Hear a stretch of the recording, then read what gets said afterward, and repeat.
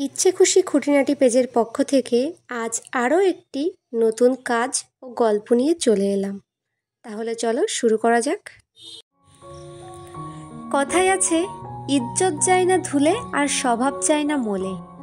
আমরা সবাই এই প্রবাদটির সাথে কম বেশি পরিচিত, সেটা মা ঠাকুমার মুখে হোক কিংবা অন্য কোনো ব্যক্তির। স্বভাব সেটা আমার আপনার জন্মের পর একটু একটু করে বদল হতে থাকে। সে ছোটবেলার আমচুরি থেকে কিংবা বড়বেলার মারপিট, দুটোই আমাদের স্বভাব। আর কিছু কিছু মানুষ আছে যারা নিজের হাড়ির খবর থেকে অন্যের হাড়ির খবর নিতে বা শুনতে বেশি পছন্দ করে। এটাও কিন্তু তাদের একটি স্বভাব।